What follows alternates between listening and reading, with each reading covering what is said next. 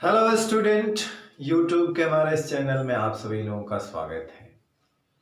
आज के इस वीडियो लेक्चर में जो कि इस चैप्टर का दूसरा वीडियो लेक्चर है, जिसमें पहले वीडियो लेक्चर को पूरा करते हुए आज हम लोग पढ़ेंगे दहली तरंगदैर्घ्य क्या होती है, दहली आवृत्ति क्या होती है, ठीक है, और कार्यफलन क्या होता है। तो इन चीज़ों के बारे में आज हम लोग पढ़ेंगे। एक प्रश्न के माध्यम से हम ये प्रूफ भी करेंगे कि कार्यफलन W बराबर जो होता है वो H न्यू ज़ीरो या न्यू नॉट भी कह सकते, ज़ीरो होता है, या इसको हम लोग HC अपान लैम्डा ज़ीरो कह सकते हैं। तो इसको प्रूफ भी किया जाएगा, ठीक है। तो इसके माध्यम से हम इसको प्रूफ करेंगे, ठीक है। तो चलिए शुरू करते हैं। उस दिन तो चाहते तो उस वीडियो लेक्चर में ही पूरा हो जाता, दहली तरंगदैर्घ्य और दहली आवृत्ति, है ना। तो हेडिंग है दहली आवृत्ति, दहली आवृत्ति, थ्रेशोल्ड फ्रीक्वेंसी जिसको कहा जाता है। जैसे कि मतलब किसी धातु पे जो मेटल्स है उस पे अगर लाइट को आपतित कराते हैं, परावैंगनी रेज हो, दृश्य प्रकाश हो, जानते हैं प्रकाश संवेदी पदार्थ वो होते हैं। जैसे क्षारी धातुएं जो होती हैं, जैसे हमने कहा था ये लिथियम है, सोडियम है, पोटेशियम है, सीजियम है, ये सारी चीज़ें हैं। इन पे अगर दृश्य प्रकाश, साधारण प्रकाश जो दृश्य वाला प्रकाश है जो आँख से दिखता है, अगर उसको गिराया जाए तो भी उससे जो है इलेक्ट्रॉनों का उत्सर्जन होने लगता है। बाकी पे मेटल्स पे है, अगर हम परावैंगनी रेज और भी सारी rays, X rays, gamma rays गिराते हैं तब होता है। तो प्रकाश संवेदी पदार्थ उन्हें कहा जाता है, जिसे आप आसानी से जो है इलेक्ट्रॉनों का उत्सर्जन हो जाता है, ठीक है। तो दहली आवृत्ति का मतलब है कि जैसे कि मेटल्स पे जो है धातु है उसके तल पर प्रकाश आपतित करते हैं, तो वो मेटल के अंदर से बाहर आने में, मतलब मेटल के अंदर से बाहर आने पे, मतलब सतह तक आने पर कुछ एनर्जी लॉस कर देता है, यानी कुछ एनर्जी जो है वो खत्म कर देता है। क्या है? सतह, अंदर से सतह तक आने में। इसके बाद उसको जो बाकी एनर्जी मिलती है वो उसको गतिज ऊर्जा के रूप में मिलती है। तो यानी कि जो सतह तक आने में उसको एनर्जी खर्च होती है, उसी को हम लोग उसका कार्यफलन कहते हैं। तो उसकी एक न्यूनतम आवृत्ति होती है ना। मतलब लाइट की हर जरूरी नहीं कि हर आवृत्ति पर जो है प्रकाश मेटल से ये इलेक्ट्रॉन मेटल से बाहर आ जाए। अगर लाइट की जो फ्रीक्वेंसी है एक न्यूनतम फ्रीक्वेंसी से कम है, तो वो क्या करेगा, प्रकाश यानी कि धातु से इलेक्ट्रॉनों का उत्सर्जन नहीं करा सकता। तो मतलब है कि उसी को हम लोग दहली आवृत्ति कहते हैं कि ये एक न्यूनतम आवृत्ति होती है प्रकाश की या परावैंगनी रेज जो भी है लाइट की, जिससे अगर कम आवृत्ति है तो धातु के तल से इलेक्ट्रॉनों का उत्सर्जन नहीं करा सकता। तो उसी को हम लोग दहली आवृत्ति कहते हैं। मतलब है कि इतना आवृत्ति का प्रकाश हो या इससे अधिक आवृत्ति का प्रकाश हो तो धातु के तल से इलेक्ट्रॉनों का उत्सर्जन हो सकता है, आसानी से हो सकता है। अगर कम है तो नहीं हो सकता। अगर मान लीजिए कि उसके कार्य फलन के बराबर ही ऊर्जा लाइट जो है मेटल्स के इलेक्ट्रॉनों को दे पाती है, उसके बराबर या उससे कम, तो वो तो सतह के ऊपर आते आते ही अपनी एनर्जी खो देगा, तो वो बाहर नहीं आ पाएगा, सतह तक आते आते ही वहीं रह जाएगा। इसीलिए फ्रीक्वेंसी इतनी हो कि वो उसको सतह के अंदर से सतह पर भी लाए और उसके बाहर भी ले जाए, ठीक है ना। तो हर लाइट की जो धातु पे गिरती है उसकी एक न्यूनतम फ्रीक्वेंसी पे से अगर कम फ्रीक्वेंसी है तो वो धातु के तल से इलेक्ट्रॉनों का उत्सर्जन नहीं करा सकता, तो उसे हम लोग देहली आवृत्ति कहते हैं, सीधी सीधी बात। तो हम इसको लिखते हैं, या इसी को हम लोग कट ऑफ फ्रीक्वेंसी भी कहते हैं या थ्रेशहोल्ड फ्रीक्वेंसी भी कहते हैं इंग्लिश में। तो प्रकाश वैद्युत सर्जन की क्रिया में इसको लिख लेते हैं, प्रकाश वैद्युत उत्सर्जन की क्रिया में, प्रकाश वैद्युत उत्सर्जन की क्रिया में आपतित प्रकाश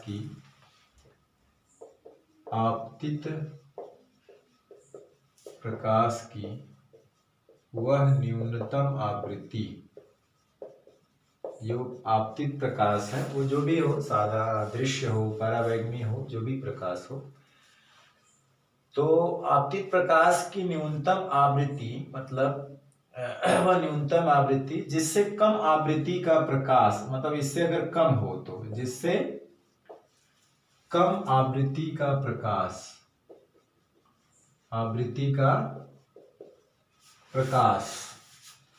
धातु के तल से इलेक्ट्रॉनों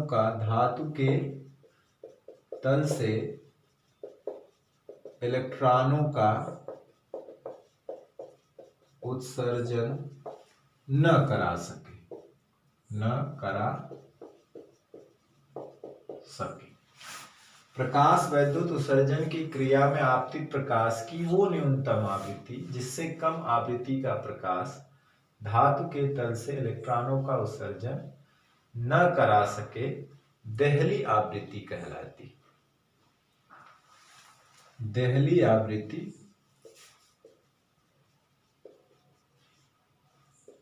कहलाती है। इसे न्यू जीरो से प्रदर्शित करते हैं।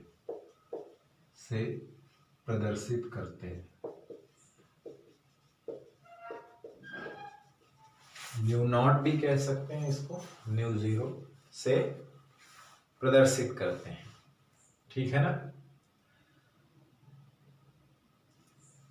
तो इसे किससे प्रदर्शित करते हैं? न्यू जीरो न्यू नॉट से। और इसका मान अलग अलग धातुओं के लिए अलग अलग होता है, कोई जरूरी नहीं कि हर धातु के लिए एक ही फिक्स, क्योंकि हर धातु से इलेक्ट्रॉनों का उत्सर्जन जो होता है, जैसे प्रकाश संवेदी पदार्थ है वो दृश्य प्रकाश डालने से ही उत्सर्जित हो जाते हैं, कुछ पे परावैगनी डालने से उत्सर्जित होते हैं, कुछ पे गामा रेज डालने से, एक्स रेज डालने से, हाई फ्रीक्वेंसी का प्रकाश डालने से उत्सर्जित होते हैं। तो हर धातु का कार्यफलन जो होता है ना वो अलग अलग होता है।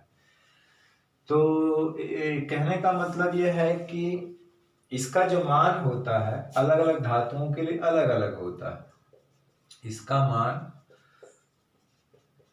अलग अलग धातुओं के लिए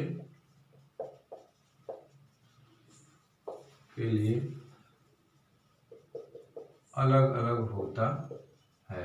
इसका मान अलग अलग धातुओं के लिए क्या होता है? अलग अलग। किंतु एक धातु के लिए निश्चित होता है, किंतु किसी एक धातु के लिए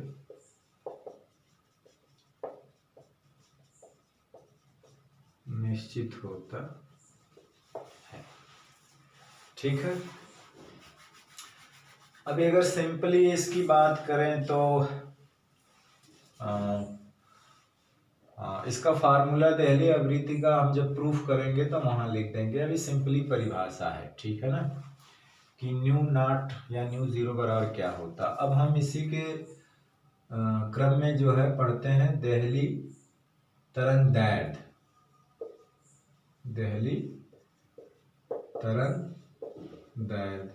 तो तरंगदैर्घ्य जो होता है इसी बात को उल्टा करके लिखेंगे, मतलब न्यूनतम आवृत्ति है तो अधिकतम तरंगदैर्घ्य की बात करेंगे, क्योंकि ये दोनों अपोजिट होते हैं। अगर आवृत्ति कम तो तरंगदैर्घ्य ज्यादा होगी, अगर तरंगदैर्घ्य कम तो आवृत्ति ज्यादा होगी। है ना, क्योंकि एक रिलेशन है C बराबर न्यू लैम्डा, ये जानते हो। तो यहाँ पर क्या होता है कि C तो कांस्टेंट होता है लाइट की स्पीड, तो ये दोनों का गुणनफल कांस्टेंट होता है, तो ये दोनों एक दूसरे के व्युत्क्रम होते हैं। तो अगर आवृत्ति न्यूनतम चाहिए तो तरंग दैर्घ्य अधिकतम होनी चाहिए, मतलब वो अधिकतम तरंग दैर्घ्य, मतलब एक सीमा से अधिक तरंग दैर्घ्य भी हो जाएगा प्रकाश का, तो भी वो धातु के तल से इलेक्ट्रॉनों का उत्सर्जन नहीं करा सकता। मतलब एक सीमा से तक होना चाहिए, उससे कम रहना चाहिए, ठीक है ना। तो लिखेंगे प्रकाश वैद्युत उत्सर्जन की क्रिया में, प्रकाश वैद्युत उत्सर्जन की क्रिया में, प्रकाश वैद्युत उत्सर्जन की क्रिया में आपतित प्रकाश की वह अधिकतम तरंग दैर्घ्य, ये बोलेंगे आपतित प्रकाश की वह अधिकतम तरंग दैर्घ्य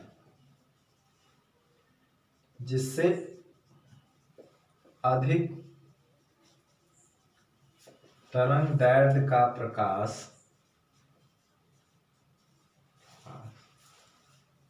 धातु के तल से इलेक्ट्रॉनों का उत्सर्जन न करा सके, है ना, देहली तरंग दैर्घ्य कहलाता है। देहली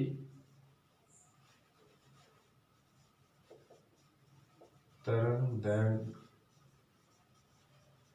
कहलाता है, देहली तरंग दैर्घ्य कहलाता है। इसे लैम्डा 0 या नॉट से प्रदर्शित करते हैं।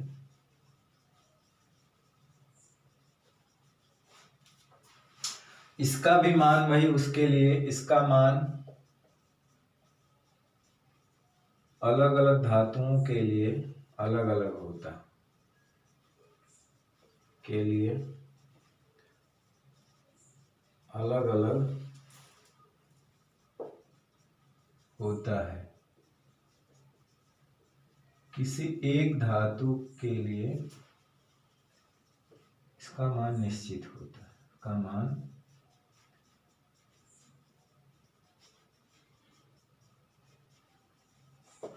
किसी एक धातु के लिए इसका मान क्या होता है, निश्चित होता है, ठीक।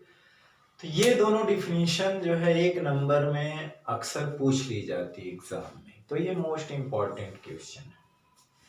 अभी इनके हम फार्मूले भी आगे लिखेंगे, ठीक है, अभी ये प्रूफ करेंगे तो वहां हम लिख देंगे। तो चलिए इसका स्क्रीनशॉट ले लीजिए।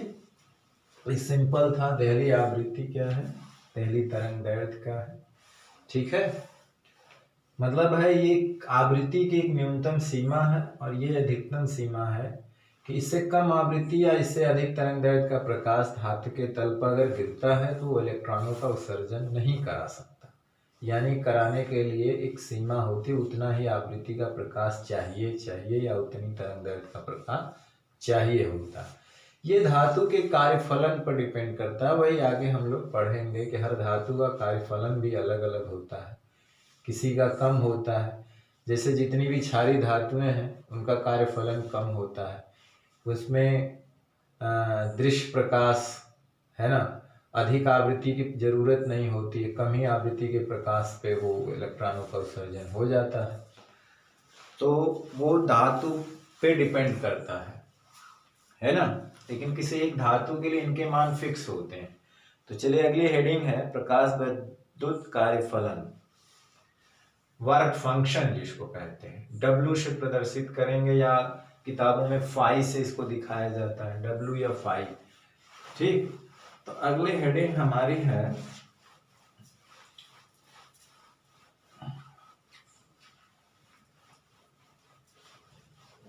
वो है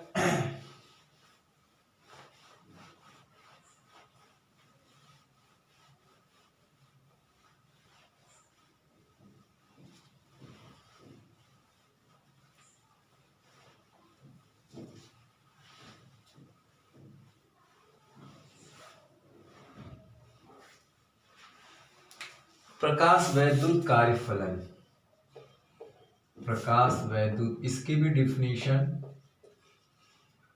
पूछता है अक्सर, वर्क फंक्शन जिसको कहते हैं, है ना। इसे W या फाई से दिखाते हैं, वर्क फंक्शन।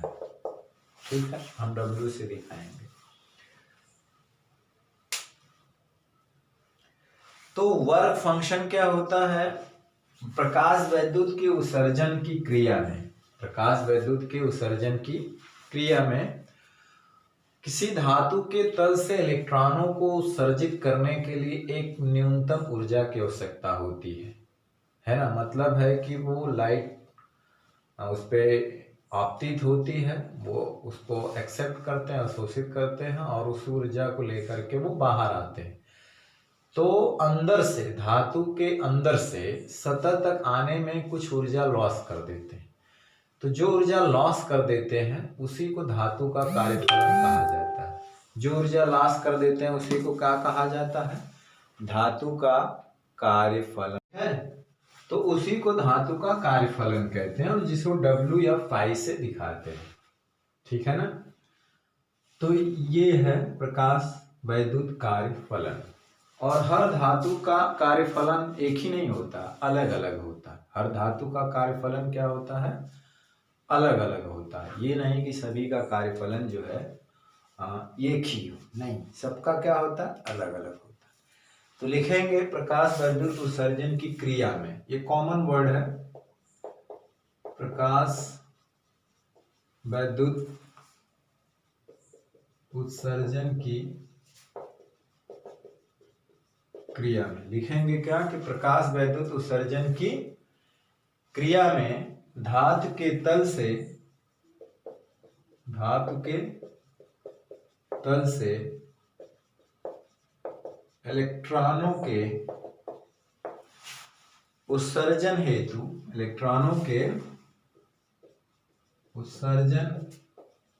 के लिए या हेतु, यानी उनके इलेक्ट्रॉनों के उत्सर्जन हेतु या के लिए आवश्यक ऊर्जा की जो कम से कम मात्रा होती है, तो आवश्यक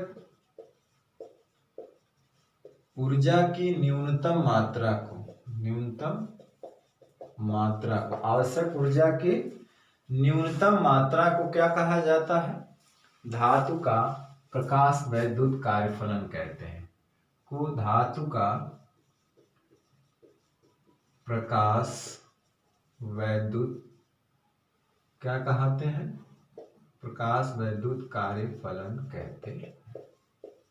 प्रकाश वैद्युत कार्यफलन कहते हैं। प्रकाश वैद्युत कार्यफलन कहते हैं। ठीक है, यानी कि प्रकाश वैद्युत उत्सर्जन की क्रिया। तो प्रकाश वैद्युत उत्सर्जन की क्रिया का मतलब होता है लाइट को धातु पे आपतित कराना, इलेक्ट्रॉन को निकालना। उसकी क्रिया में धातु के तल से इलेक्ट्रॉनों के उत्सर्जन हेतु आवश्यक ऊर्जा की न्यूनतम मात्रा, जो कम से कम ऊर्जा चाहिए, उसको धातु का प्रकाश वैद्युत कार्यफलन कहते हैं। और इसको W से प्रदर्शित करते हैं। यहाँ हमने दिखाया W या फाई से, इसे W या फाई से प्रदर्शित करते हैं।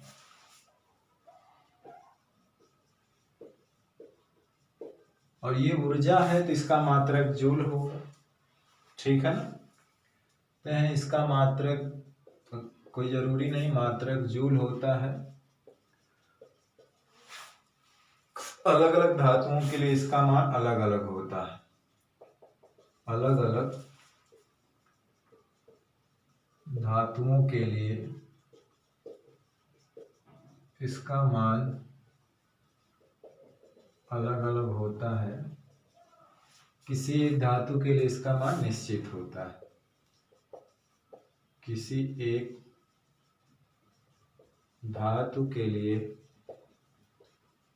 इसका मान निश्चित होता है। ठीक है ना। धातु के लिए इसका मान क्या होता है? निश्चित होता है। ठीक है, तो जो हमारा जो फार्मूला होता है किसी धातु का कार्यफलन जो होता है, प्रकाश वैद्युत कार्यफलन, यहाँ पे हम देखेंगे किसी धातु का प्रकाश वैद्युत कार्यफलन जिसको W बराबर होता है h न्यू 0। अभी हम इसको प्रूफ भी करेंगे कि क्यों W बराबर h न्यू 0। अभी h न्यू 0 क्या है, h न्यू क्या है, ये भी समझ में आएगा। हालांकि इस चीजों को पढ़ाने से पहले हमें प्लांक क्वांटम थ्योरी पढ़ लेना चाहिए था। तो चलिए अभी आप इसको बैठाइए, ये मान के W बराबर ये होता है। अभी हम प्रूफ भी करेंगे। और h न्यू क्या होता है, h न्यू 0 क्या होता है ना, h से अपन लैम्डा 0 क्या होता है, h न्यू का जो टर्म शामिल हुआ ये कहाँ से आया, किसने दिया। तो ये एक प्लांक थ्योरी है, प्लांक क्वांटम सिद्धांत है, क्वांटम मैकेनिक्स में ऐसा है। उन्होंने लाइट के पार्टिकल नेचर के बारे में अपना एक स्पष्ट थ्योरी दिया था, जिस थ्योरी को प्रयोग करके ही आइंस्टीन ने प्रकाश वैद्युत प्रभाव के सारे जितने भी नियम थे, जिन वो सारी चीज़ों को उन्होंने समझाया बेटर रूप से। ठीक है, तो अभी आएगा।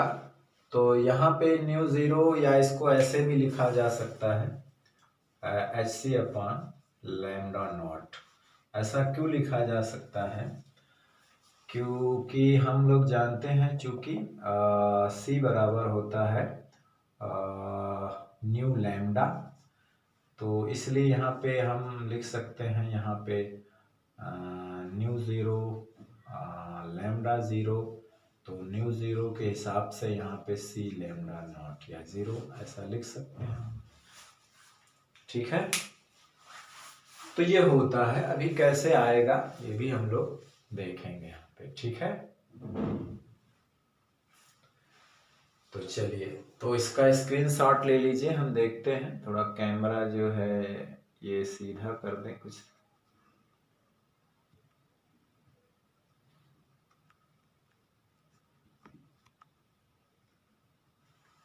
चलिए, कुछ सही है।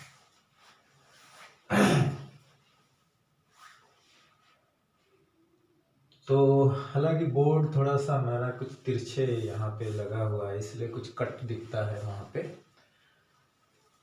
तो चलिए, ये है हमारा कार्यफलन। आपको ये डिफिनीशन याद रखनी चाहिए, और ये डिफिनीशन अक्सर परीक्षा में पूछी गई है, और इसे आप बढ़िया से तैयार कर लीजिए, इसमें कुछ है नहीं।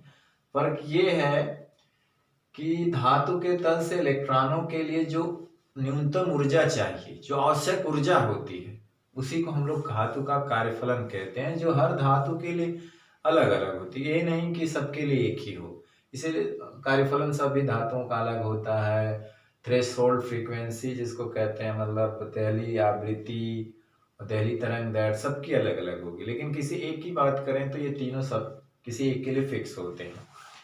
चलिए, हम एक क्वेश्चन के माध्यम से ये प्रूफ करने की कोशिश करेंगे। W बराबर h न्यू 0 या h से अपॉन लैम्डा 0। ठीक है, फिर अभी प्लांक क्वांटम सिद्धांत आएगा, तो ये टर्म कहाँ से आया ये पता चलेगा। ठीक है, और उसे हम स्पष्ट रूप से पढ़ेंगे, प्लांक क्वांटम सिद्धांत। हालांकि हमें पहले वो बताना चाहिए था। चलिए ठीक है, आप बताइए, यहाँ भी इसको याद रखिए कि ऐसा होता है। अभी आप सारी चीजें स्पष्ट हो जाएंगी। ठीक, चलिए।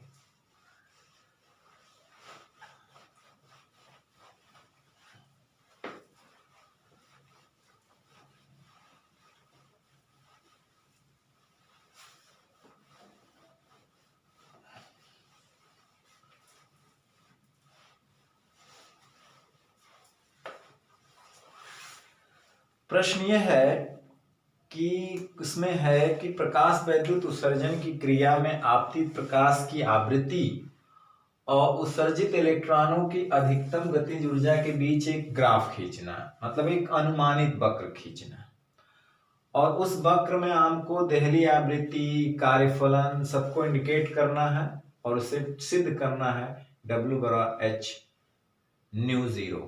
ठीक है ना, तो एक प्रश्न लिख लीजिए कि प्रकाश वैद्युत सर्जन की क्रिया में, जैसा कि क्वेश्चन है, प्रकाश वैद्युत उत्सर्जन की क्रिया में, प्रकाश वैद्युत उत्सर्जन की क्रिया में आपतित प्रकाश की आवृत्ति, आपतित प्रकाश की आवृत्ति, ठीक, तथा उत्सर्जित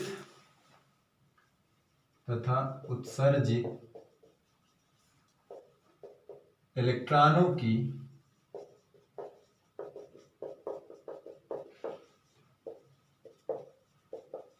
अधिकतम गतिज ऊर्जा।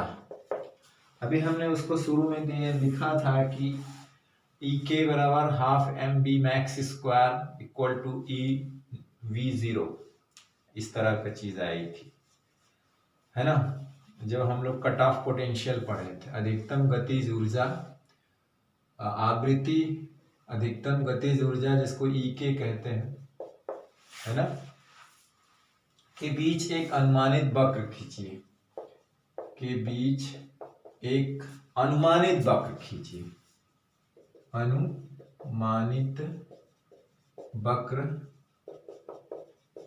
खींचिए। वक्र खींचने के बाद अभी हमने देखा था कि फ्रीक्वेंसी इसके प्रोपोर्शनल होती है। पीछे हमने पढ़ा था ना कि अधिकतम गतिज ऊर्जा और फ्रीक्वेंसी एक दूसरे के क्या होते हैं, समानुपात। ये इस पे डिपेंड करता है ये, और उसी तरह से जो कट ऑफ पोटेंशियल है वो भी इस पे डिपेंड करता था। ग्राफ से स्पष्ट था, लेनार्ड मिल्टन ने बकायदा एक्सपेरिमेंटली ग्राफ दिया था, प्रूफ भी किया था यहाँ ऐसा होता है। कौन किस पे डिपेंड करता है वो हमने पहले वीडियो में ऑलरेडी पढ़ा चुके हैं, ठीक है ना। तथा इसमें देहली आवृत्ति, तथा इसमें देहली आवृत्ति है, कार्यफलन को प्रदर्शित कीजिए। देहली आवृत्ति कार्यफलन को प्रदर्शित कीजिए, ठीक है। अभी हम उसको दिखाएंगे और सिद्ध कीजिए कि जो भी हमने ये दिखाया था वो अभी दिखाएंगे। सिद्ध कीजिए कि W बराबर h न्यू 0 या HC अपॉन लैम्डा 0, ये प्रूफ करना। लेकिन h न्यू कहां से टर्म आया, ये अभी हम लोग आगे प्लैंक थ्योरी में पढ़ेंगे, प्लैंक क्वांटम थ्योरी में पढ़ेंगे, वो भी विधिवत पढ़ेंगे, ठीक है ना, और भी ज्यादा स्पष्ट हो जाएगा। तो इस प्रश्न के हिसाब से हम लोग एक ग्राफ खींचेंगे, और ग्राफ अगर हम काइनेटिक एनर्जी में मैक्सिमम काइनेटिक एनर्जी और फ्रीक्वेंसी में अगर ग्राफ खींचें, अनुमानित ग्राफ खींचें, ये इसके प्रोपोर्शनल होती है, फिर भी अगर हम ग्राफ खींचें तो हमें अभी बनाएंगे एक अनुमानित ग्राफ इस टाइप का आता है। तो ये ग्राफ ऐसा आता है, तो उसे हम जो है तो लिखते हैं पहले और उसके बाद हम ग्राफ दिखाते हैं, ठीक है ना, कैसा ग्राफ आए। तो हम लिखेंगे यदि प्रकाश वैद्युत उत्सर्जन की क्रिया में प्रकाश, ये कॉमन वर्ड है, वैद्युत उत्सर्जन की क्रिया में, प्रकाश वैद्युत उत्सर्जन की क्रिया में आपतित प्रकाश की आवृत्ति न्यू, आपतित प्रकाश की आवृत्ति न्यू, प्रकाश की आवृत्ति को किससे डिफाइन किया गया है, अरे इंडिकेट किया गया है न्यू से, ठीक है ना, एफ से भी कर सकते हैं आप स्मॉल। प्रकाश की आवृत्ति न्यू। अभी हमने कहा था एच न्यू का जो टर्म है वो कहाँ से आया है, अभी हम पढ़ेंगे, ठीक है ना, तो ज्यादा कंफ्यूज होने की जरूरत नहीं है। एच न्यू 0, HC लैम्डा 0 कहाँ का टर्म है, अभी सब क्लियर हो जाएगा। इसके बाद हम इसके नियम लिखेंगे, और इसके बाद जब आइंस्टीन इसको प्रूफ करेंगे इस थ्योरी का उपयोग करके, तो आपको धीरे धीरे सब क्लियर हो जाएगा, ठीक है ना। तो आवृत्ति न्यू, ठीक है, तथा उत्सर्जित इलेक्ट्रॉनों की, तथा उत्सर्जित इलेक्ट्रॉनों की अधिकतम गतिज ऊर्जा EK के बीच वक्र खींचे या ग्राफ खींचे तो एक रेखी वक्र, मतलब नाम रखेंगे ग्राफ खींचे तो एक रेखी या सरल रेखी कह सकते हैं, रेखी वक्र ए बी प्राप्त होता है। तो ए बी प्राप्त होता है, अभी हम वक्र में नाम रखे हुए हैं उसका, अभी बनाएंगे तो उसमें हमने उसका नाम रखा हुआ है ए बी, है ना। ठीक है, उसका नाम रखा हुआ कि ए बी प्राप्त होता है और खींचा जाएगा तो ऐसा ही प्राप्त। जो पीछे बढ़ाने पर मतलब दो अक्ष होगी, एक हम आवृत्ति का लेंगे, एक काइनेटिक एनर्जी का लेंगे, है ना। जिसे पीछे बढ़ाने पर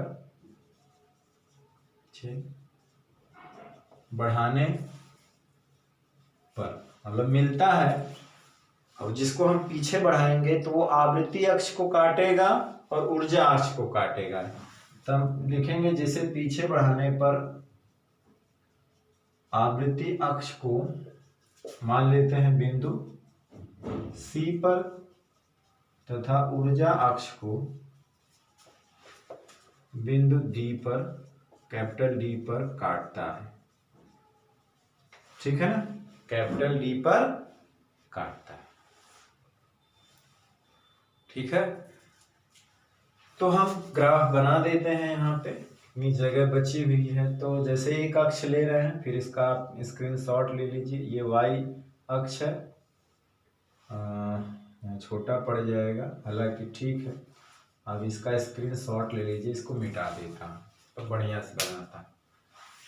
ठीक है, मतलब एक प्रश्न वाली चीज यहाँ पे लिखी गई है ना। ग्राफ खींचे तो एक रेखी मतलब सरल रेखी वक्र प्राप्त होता है, जिसको हम नाम रख देंगे ए बी।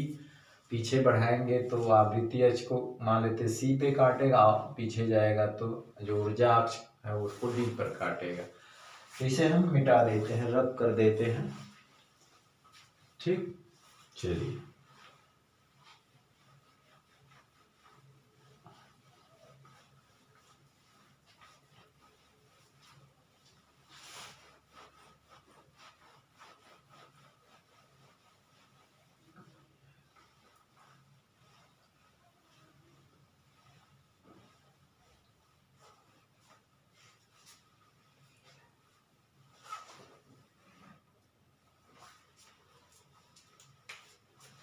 हाँ, देखिए दो अक्ष है, एक को हम लोग कहते हैं एक्स अक्ष जिसको आवृत्ति अक्ष है, और ये वाई अक्ष है ना, वो पॉइंट है। इधर आवृत्ति अक्ष है, न्यू है आवृत्ति, जो लाइट की आवृत्ति है, जो धातु के तल पे जो प्रकाश गिरता है उसकी आवृत्ति मान लेते हैं न्यू। अब ये न्यू कहाँ से आया, आवृत्ति क्या है, ये भी चीज जस्ट स्पष्ट हो जाएगा, क्योंकि एक प्लैंक क्वांटम थ्योरी है, उसमें उसने लाइट को पार्टिकल माना है। एक कहने का मतलब है कि उसे छोटे छोटे पार्टिकल को माना है पैकेट के रूप में। लाइट जो है वो पैकेट के रूप में चलता है, जिसको हम क्वांटा या फोटान कहते हैं, जिसके एक फोटान की एनर्जी उसने कहा है एच न्यू होता है, जहाँ पे न्यू उसकी आवृत्ति ले लिया और इसको अपना कांस्टेंट बना दिया, है ना, प्लैंक कांस्टेंट। उसने कहा कि जो लाइट की एनर्जी है वो आवृत्ति के समानुपाती है, और ये हटाया तो एक कांस्टेंट ले लिया h, जिसको हम प्लैंक, उसी के नाम पे प्लैंक कांस्टेंट कहते हैं। ठीक है, तो जस्ट आएगा, अभी घबराइए मत है। प्लैंक क्वांटम थ्योरी को थोड़ा सा पहले ही चाहिए था, तो ये ज्यादा झंझट नहीं होता। चलिए, और ये जो है गतिज ऊर्जा का अक्ष है ना। अब जब इनमें ग्राफ खींचा गया, ये देखिए यहां से टर्म जो ऊपर बता रहा है, ये जब धातु के तल से इलेक्ट्रॉन बाहर होते हैं तो उनको जो अधिक गतिज ऊर्जा मिलती है चलने के लिए वो है, और नीचे वाला जो टर्म है वो बताएगा कि धातु के अंदर से सतह तक आने की जो ऊर्जा खर्च होती है, ये वाला पॉइंट बताएगा। तो जब इसमें ग्राफ खींचा गया तो हमें ग्राफ मिला, एक रेखी वक्र मिला इस तरह का, ऐसा, है ना, ए बी। ठीक, इस तरह का ग्राफ मिला। तो जब हम इसको पीछे बढ़ाते हैं, इस तरह से पीछे बढ़ाते हैं, तो ये आवृत्ति अक्ष को सी पे काटता है और इसको डी पे काटता है। सी पे काटता है और इसको डी पे काटता है। ठीक है,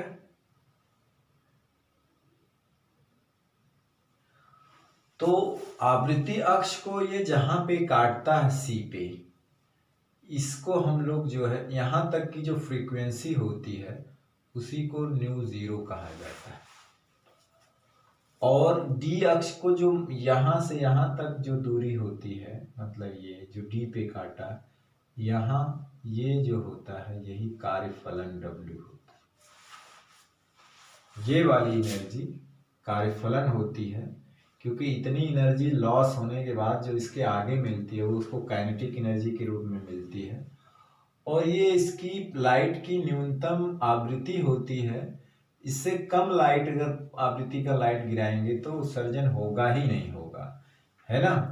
तो वो कार्यफलन से भी कम ऊर्जा होगी तो उत्सर्जन नहीं होगा। तो इससे अधिक ही, इतना या इससे अधिक ही आवृत्ति का प्रकाश चाहिए होता है।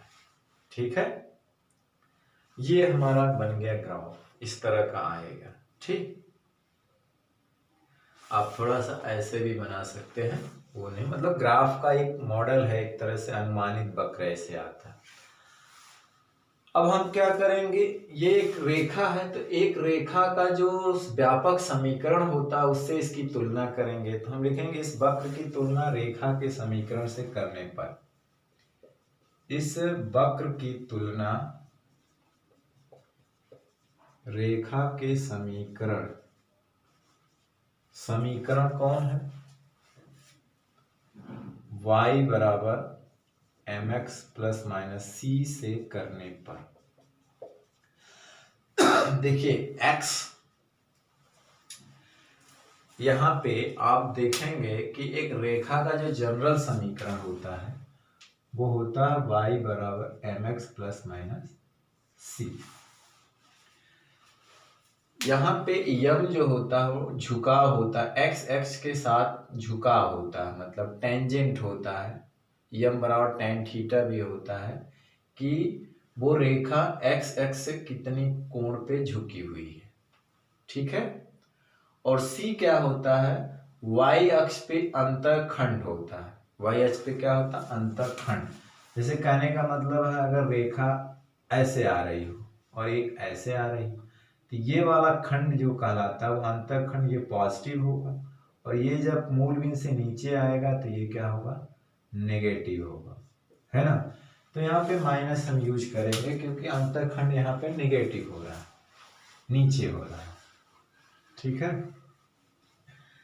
तो आप जानते होंगे या नहीं जानते होंगे, जान लीजिए रेखा का जनरल समीकरण ये होता है, यम जो है एक्स एक्स से उस लाइन का झुकाव होता है, और सी क्या होता है, अंतःखंड, मतलब वो लाइन वाई अक्ष को कितना मूल बिंदु से नीचे या ऊपर काटती है, वो उसका अंतःखंड होता है। वो यहाँ चिन्ह के साथ रखा जाता है, नीचे है तो माइनस, ऊपर है तो प्लस रखा जाए। ठीक है ना। तो इससे इसकी तुलना अगर किया जाए तो y अक्ष पे y के स्थान पर क्या है, ई के है। ठीक, यम यहां रहने दीजिए। x को कौन बता रहा है भाई, y अक्ष पे ई के है और x अक्ष पे क्या है, न्यू है। ठीक, और c के जगह क्या है, w है। क्या है, w है। तो ये तो एक समीकरण हो गया। ठीक, अब इसमें क्या है, अलग अलग धातुओं के लिए, अभी हम लोग प्रकाश संवेदी पदार्थ, इसका जो चौथा प्रॉपर्टी हमने लिखा था कि वो जो करंट है किस पे डिपेंड करती है। तीन तो हमने पढ़ लिया, चौथा है तो उसको सीधे अब एक वर्ड में लिख देते हैं। इसके बाद अगर हम अलग अलग पदार्थों के लिए, विभिन्न धातुओं के लिए अगर ई के और न्यू में ग्राफ खींचें तो सबके लिए परस्पर पैरेलल रेस मिलती है। अभी उस बात को लिखेंगे कि यदि विभिन्न धातुओं के लिए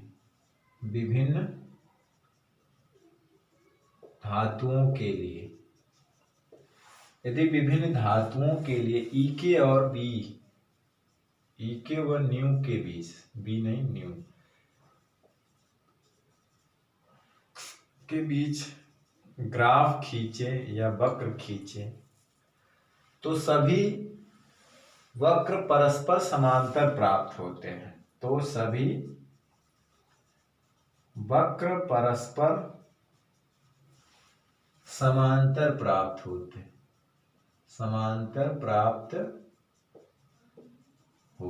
कैसे प्राप्त होते हैं? समांतर प्राप्त होते हैं।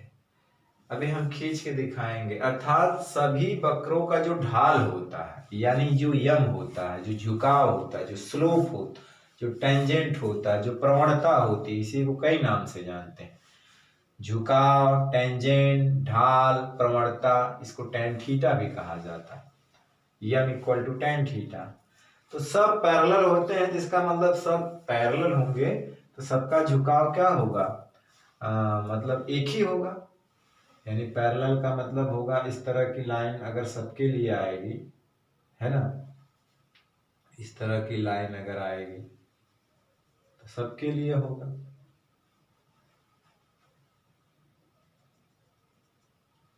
अलग अलग के लिए खींचेंगे, मान लीजिए तो ऐसा आएगा तो सबके लिए क्या होगा?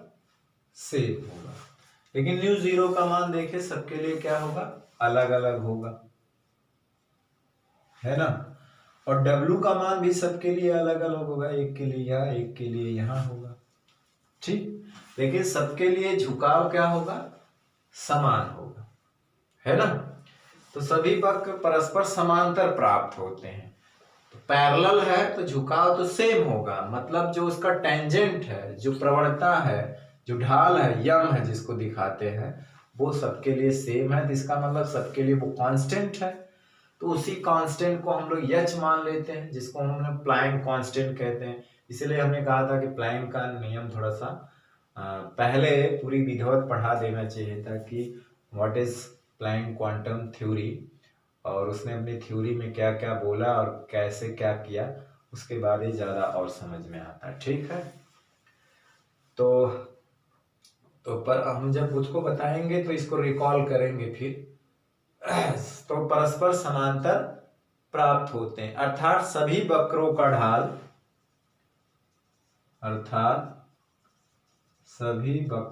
ढाल, जो ढाल होता है वो क्या होता है? समान प्राप्त होता है, अर्थात सभी वक्रों का ढाल क्या होता है? समान होता है। अर्थात यम सभी धातुओं के लिए समान होता है। वही अर्थात यम का मान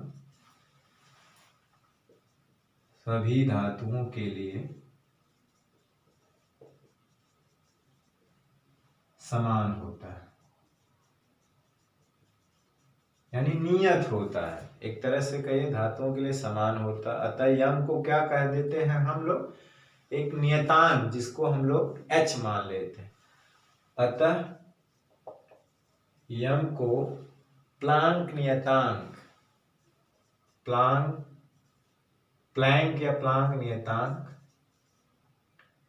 प्लैंक नियतांक यच कहते हैं। क्या कहते हैं? यच कहते हैं। क्योंकि ये सबके लिए कांस्टेंट वैल्यू आती है, तो इसी को हम लोग कहते हैं कि सबके लिए कांस्टेंट है। तो यम को हम क्या कह देते हैं? प्लैंक नियतांक h कह दे सकते हैं। अभी h क्या है वो भी समझ में आएगा, ठीक है। तो यम की जगह क्या रख देंगे? h। तो हमारा आ जाएगा E के बराबर h new W, h new W आ गया, ठीक। अब क्या है?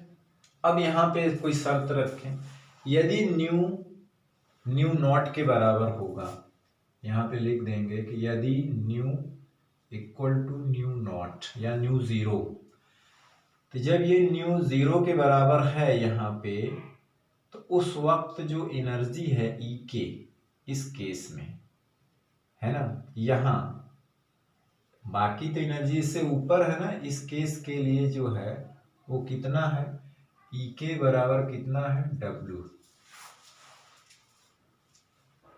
Sorry sorry sorry sorry, E के बराबर डब्ल्यू का होगा इस केस में, तो ई के की वैल्यू 0 होगी ना। इस पॉइंट पर देखिए ये क्या है, ई के 0 है, इस पॉइंट पे ई के क्या है, 0 है, ठीक। और यही दोनों मान इसमें रख दीजिए कि जब न्यू नॉट के बराबर होता है, न्यू 0 के, तो ये हो गया 0, ये हो गया H new not minus W, या इस तरह से देखें तो डब्ल्यू बराबर क्या हो गया, एम न्यू नॉट। तो ये भी प्रूफ हो गया। न्यू नॉट, न्यू 0 क्या है वहां पे, थ्रेशोल्ड फ्रीक्वेंसी है, कहने का मतलब देहली आवृत्ति है ना। उसको ऐसे भी लिखा जा सकता है एच सी अपन लैम्डा, और ये क्या है, देहली तरंग दैर्ध्य। और ऐसा क्यों आया, क्योंकि हम जानते हैं कि ये बराबर होता है सी अपन लैम्डा नॉट, सी लाइट की चाल। तो इस तरह से प्रूफ हो। एच प्लैंक नियतांक है, वो भी समझ में आएगा, सब समझ में आएगा। अभी हम लोग प्लैंक क्वांटम थ्योरी जब पढ़ेंगे तो बाकी चीज समझ में आ जाएगी, ठीक है ना। तो अब इसके बाद जस्ट उसी की थ्योरी है, इसके बाद जस्ट उसी की थ्योरी है। तो इसका आप ले लीजिए स्क्रीनशॉट। तो देखिए ये एच न्यू क्या है और डब्ल्यू बराबर एच न्यू 0 क्या है, ये सारी चीजें अभी समझ में आ जाएंगी। अभी हम प्लैंक थ्योरी पढ़ेंगे, फिर आइंस्टीन की थ्योरी पढ़ेंगे, इसके बाद इसका एक्सप्लेनेशन करेंगे। प्रकाश वैद्युत सर्जन के कुछ नियम हैं और उस नियम को लेनार्ड बिल्किन ने मिलकर के एक्सपेरिमेंट के बाद दिया था, निष्कर्ष निकाला था कि प्रकाश वैद्युत सर्जन की क्रिया में कुछ नियम का पालन होता है, और वही हम लोग लिखेंगे यहाँ पे। प्रकाश वैद्युत सर्जन की क्रिया में कुछ नियमों का पालन होता है, उसी नियम को यहाँ पे लिखेंगे, उसे कहते हैं प्रकाश वैद्युत सर्जन के नियम। और उस नियम की जो व्याख्या हुई वो प्लैंक क्वांटम सिद्धांत के आधार पर, मतलब उसके गणितीय जो सूत्र, यानी उनका जो नियम था, उनका जो कथन था, उसका इस्तेमाल किया था आइंस्टीन ने इस्तेमाल करके एक गणितीय फार्मूला दिया था, समीकरण दिया था, और वो समीकरण उन सातों छह जो नियम थे इसके प्रकाश वैद्युत प्रभाव के, बहुत अच्छी तरह से उसकी व्याख्या करता है, ठीक है ना। तो चलिए इसका हम स्क्रीनशॉट ले लीजिए। ये ऐसे प्रूफ कैसे करना था हमने इसको दिखा दिया कि डब्ल्यू बराबर ये क्यों कैसे आया, और अभी एच न्यू और एच न्यू 0 कैसे ये प्लैंक के सिद्धांत से आएगा। जो एच इंट्रोड्यूस हुआ है वो प्लैंक क्वांटम थ्योरी से हुआ, न्यू भी वहीं से आया है, ठीक है ना। तो उसने लाइट के बारे में क्या कहा था, ठीक है, तो उसने लाइट को पार्टिकल माना था, और लाइट के बारे में क्या कहा था वो आगे हम लोग पढ़ेंगे, ठीक।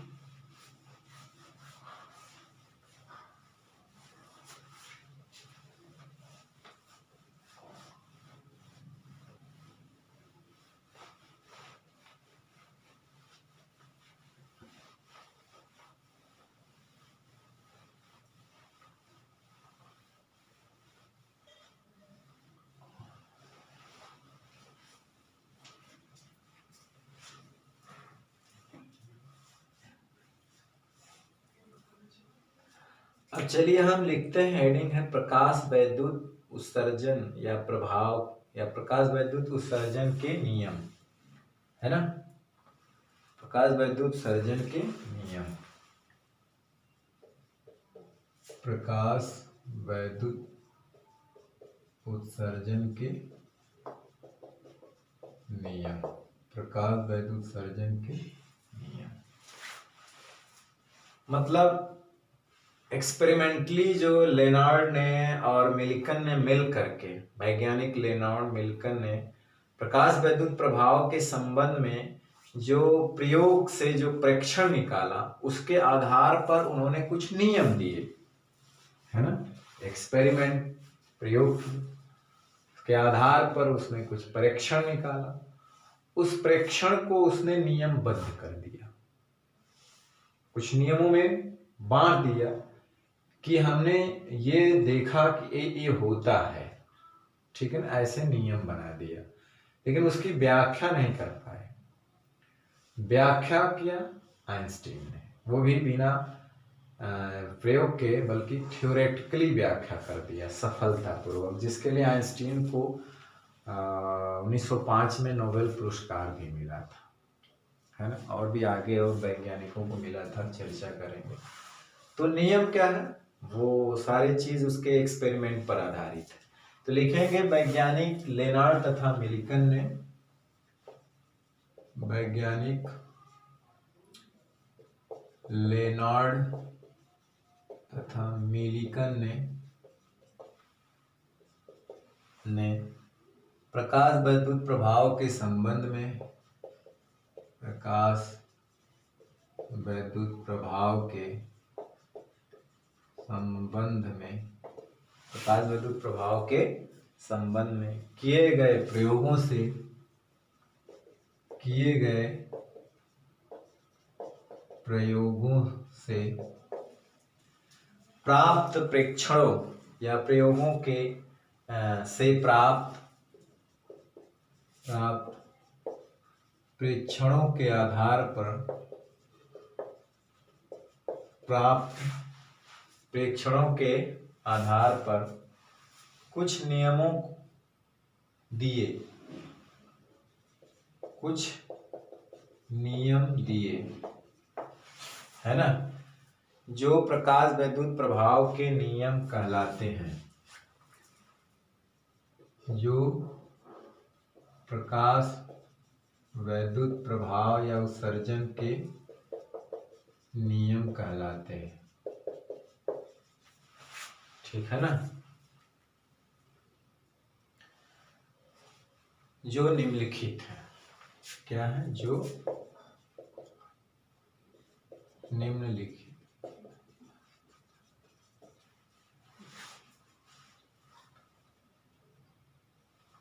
जो निम्नलिखित, ठीक है ना। वैज्ञानिक लेनार्ड तथा मिल्कन ने प्रकाश वैद्युत प्रभाव के संबंध में किए गए प्रयोगों से प्राप्त प्रेक्षणों के आधार पर कुछ नियम दिए, जो प्रकाश वैद्युत प्रभाव के नियम कहलाते हैं, जो निम्नलिखित है, ठीक है। क्या दिए नियम, तो हमने क्या, पहला नियम ये था कि जो इलेक्ट्रॉनों के उत्सर्जन की दर है वो आपतित प्रकाश की तीव्रता पर निर्भर करती है। मतलब कहने का मतलब प्रकाश वैद्युत धारा जो थी वो किससे बढ़ जाती थी, तीव्रता बढ़ाने से बढ़ जाती थी। धारा बढ़ने का मतलब क्या, इलेक्ट्रॉनों की संख्या बढ़ जाना। तीव्रता बढ़ाते थे तो तीव्रता बढ़ाने से क्या हुआ कि प्रकाश इलेक्ट्रॉनों का उत्सर्जन बढ़ गया, ठीक है ना। प्रकाश वैद्युत इलेक्ट्रॉनों उत्सर्जन क्या हो गया, बढ़ गया, यानी करंट का मान बढ़ जाता था। तो पहला यही था, किसी धातु के तल से, किसी धातु के तल से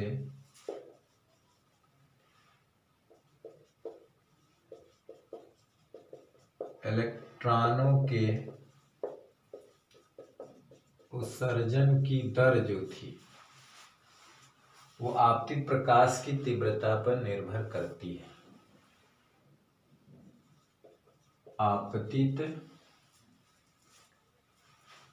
प्रकाश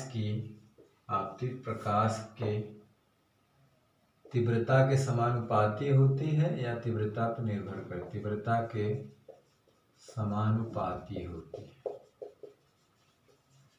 है ना। तीव्रता की क्या होती है, समानुपाती। या निर्भर करती है। ऐसा आप लोगों ने एक्सपेरिमेंट में देखा था, ये चीज तो वहीं लिख देना चाहिए था। चलिए कुछ क्रम हो गया इधर उधर कि प्रेक्षण जो हम लोग किए थे वहीं इस नियम को वो कर देना चाहिए था। चलिए दूसरी चीज क्या था कि जो इलेक्ट्रॉन उत्सर्जित होते थे वो तीव्रता पे निर्भर नहीं करते थे, है ना, वो आवृत्ति पे निर्भर करते थे। अरे सॉरी, इलेक्ट्रॉन उत्सर्जन की जो उत्सर्जित इलेक्ट्रॉन थे उसकी जो अधिकतम गतिज ऊर्जा थी वो तीव्रता के बढ़ाने पर कोई फर्क नहीं पड़ता था, है ना। तीव्रता बढ़ाने में केवल धारा बढ़ जाती थी, इलेक्ट्रॉनों के उत्सर्जन की दर बढ़ जाती थी, है ना। लेकिन जो अधिकतम इलेक्ट्रॉनों की जो अधिकतम गतिज ऊर्जा थी उस पर कोई प्रभाव नहीं, कट ऑफ पोटेंशियल पे कोई प्रभाव नहीं पड़ता था। तो ये लिखेंगे धातु के तल से उत्सर्जित इलेक्ट्रॉनों की, दूसरा है धातु के तल से उत्सर्जित इलेक्ट्रॉनों की अधिकतम गतिज ऊर्जा, अधिकतम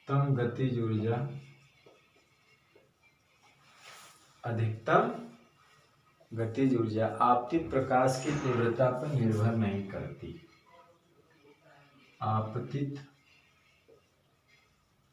प्रकाश की तीव्रता पर निर्भर नहीं करती, तीव्रता पर निर्भर नहीं करती। ये दूसरी बात।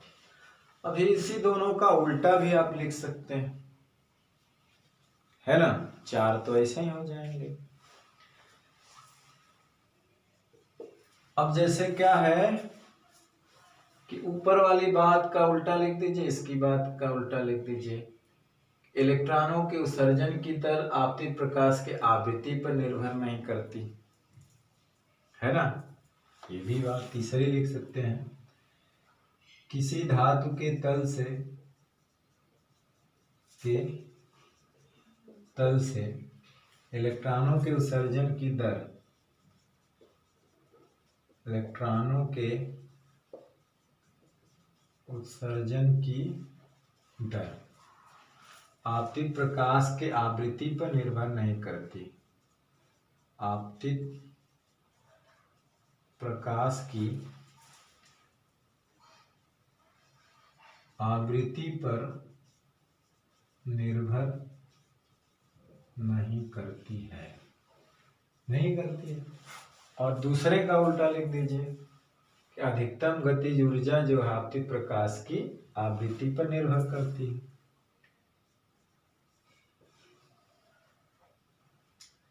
किसी धातु के तल से उत्सर्जित इलेक्ट्रॉनों की अधिकतम गतिज ऊर्जा आपतित प्रकाश की आवृत्ति पर निर्भर करती है। आपतित प्रकाश की आवृत्ति पर निर्भर करती है। ठीक, तो दो के बिल्कुल अपोजिट बात बोलनी है।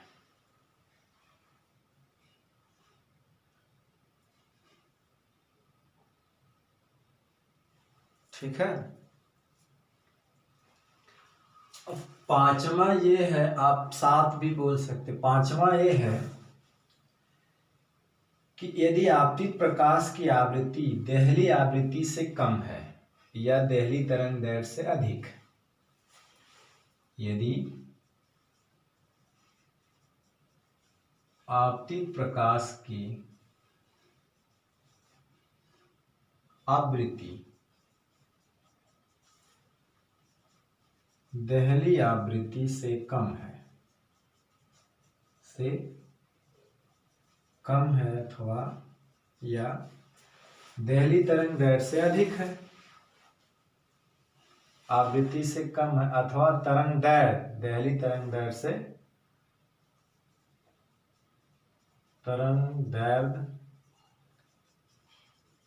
दहली तरंग दैर्घ्य से अधिक है। दैर्घ्य से क्या है? अधिक है तो वह प्रकाश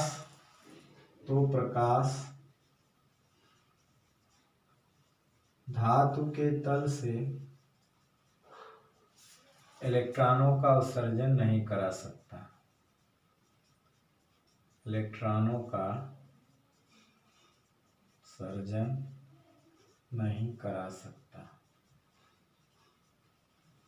ठीक है ना। छठवीं बात क्या थी? छठवीं ये था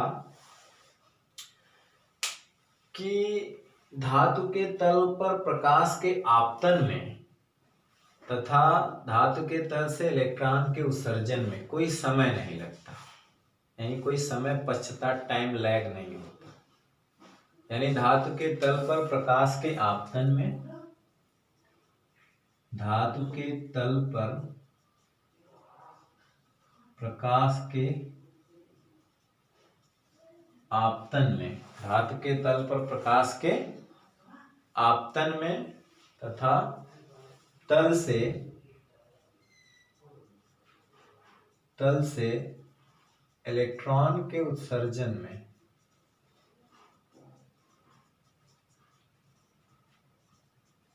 कोई समय पश्चता नहीं होती।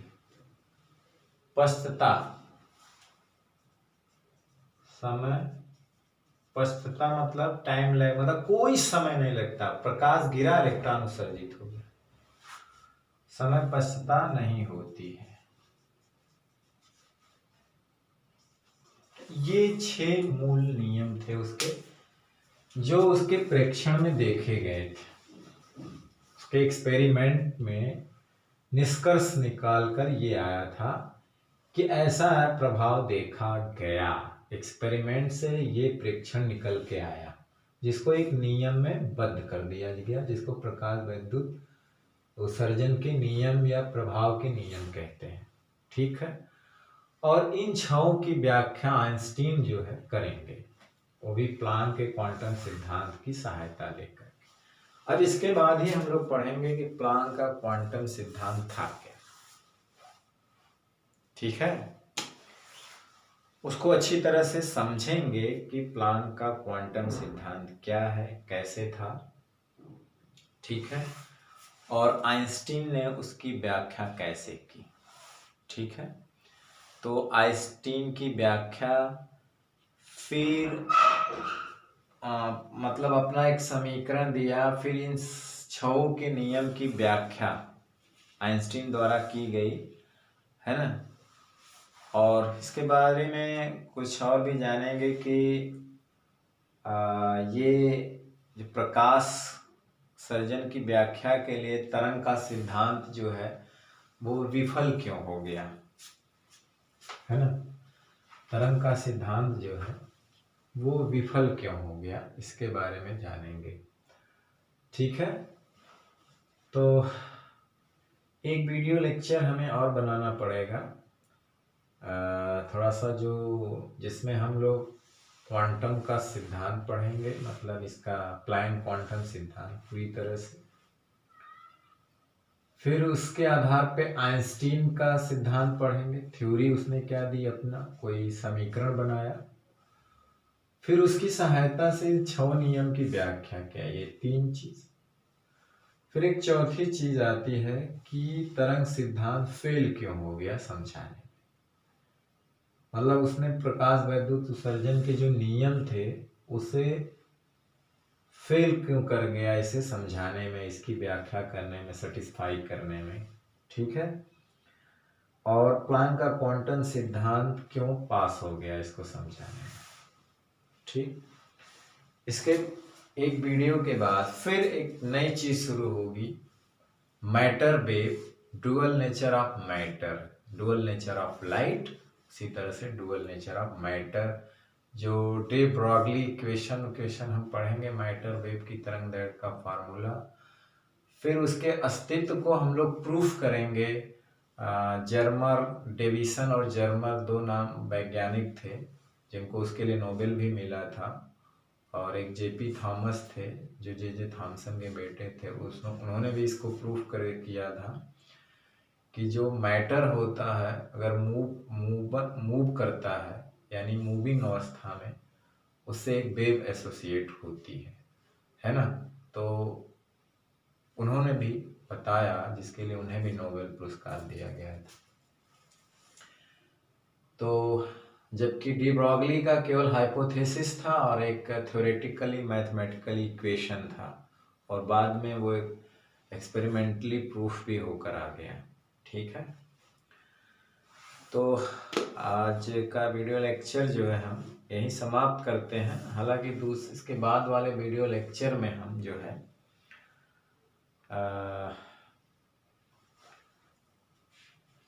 उसको देखेंगे, कोशिश करेंगे कि जो बचा हुआ है उसे पूरा कर दिया जाए। हालांकि जो डी ब्रॉगली की जो डेविसन और जर्मर का जो एक्सपेरिमेंट था उसे के लिए तो एक ही वीडियो की ज़रूरत है। देखा जाएगा, अगर उसे अलग से बनाना पड़ेगा तो अलग से बनाएंगे। ठीक है, तो आज का तो वीडियो लेक्चर हम अब यहीं समाप्त करते हैं, और अब नेक्स्ट टॉपिक के साथ अगले वीडियो लेक्चर में हम फिर आपसे रूबरू होंगे।